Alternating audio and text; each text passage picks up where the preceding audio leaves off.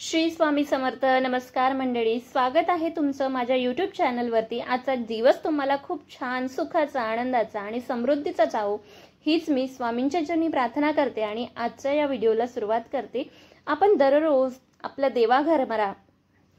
देवघरामध्ये सकाळ आणि संध्याकाळ दिवा लावत असतो, तर आपल्याला या दिव्यामध्ये एक अशी वस्तू टाकायची आहे जी टाकल्याने आपले कितीही कठीणातील कठीण इच्छा ती फक्त एका दिवसात पूर्ण होते। घरातील सर्व दोष, दुःख, दारिद्र्य, अडचणी या नष्ट होऊन पुढील 35 वर्ष धनधान्य, संपत्ती ही आपल्याला कधीच कमी पडणार नाही।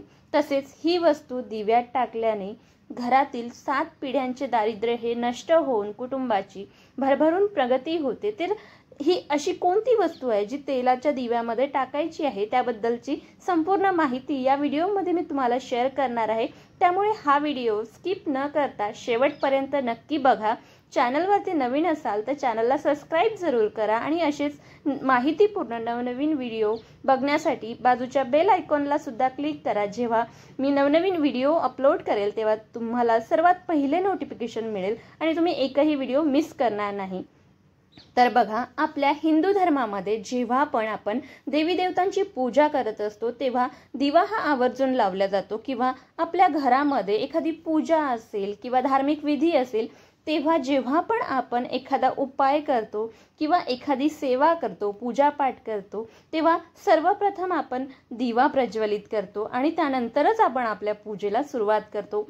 दिवा हे ज्ञानाचे आणि प्रकाशाचे प्रतीक मानले जाते। घरामध्ये दिवा लावल्याने घरातील दारिद्र्य हे नष्ट होते आणि माता लक्ष्मी ही देखील प्रसन्न होते आणि म्हणून पूजेमध्ये दिव्याला विशेष असं महत्त्व दिले जातं।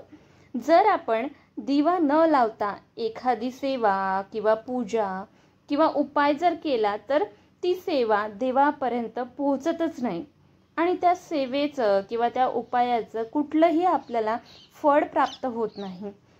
म्हणून दिवा हा सर्वप्रथम प्रज्वलित करूनच सेवेला, उपायाला सुरुवात केली जाते आणि तेव्हाच आपली सेवा ही देवांपर्यंत पोहोचत असते आणि त्यानंतर सर्व देवी देवता ही आपल्यावर प्रसन्न होत असतात, आपल्यावर कृपादृष्टी ठेवत असतात आणि त्यामुळेच आपल्या सर्व अडचणी सुद्धा दूर होत असतात।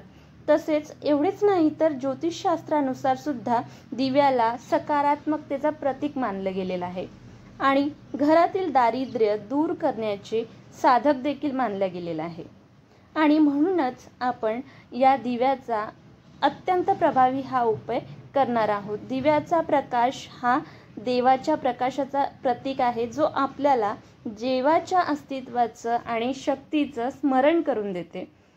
दिवा लावल्याने घरामध्ये सकारात्मकता येते आणि चैतन्य येते, तसेच घरातील इडापिडा सुद्धा दूर होते आणि ज्यामुळे आपल्या घरामध्ये धनसमृद्धीचा वर्षाव होतो। देवी लक्ष्मी ही देखील प्रसन्न राहते।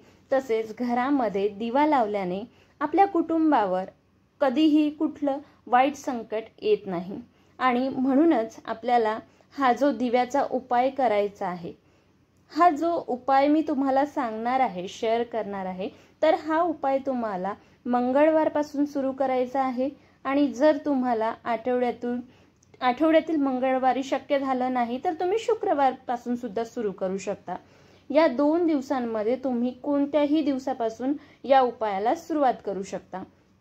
हा उपाय जोपर्यंत आपल्याला करायचा आहे, जोपर्यंत तुमचा इच्छा पूर्ण होत नाही आणि हा उपाय करायला तुम्ही सुरुवात केली किंवा त्यानंतर तुम्हाला काही अडचणी आल्यात, जसे की घरामध्ये काही अडचणी आल्यात किंवा स्त्रियांना मासिक धर्माचा काही प्रॉब्लेम झाला किंवा कुठे बाहेर गावी गेला, तर अशा वेळी तुम्ही ते दिवस सोडून द्यायचा आणि पुन्हा तुम्ही तो उपाय कंटिन्यू करू शकता।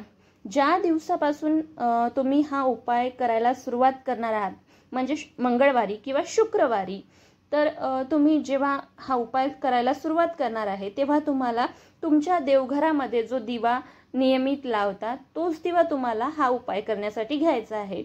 दिवा हा उपाय करण्यापूर्वी स्वच्छ धुवून घ्यायचा आहे।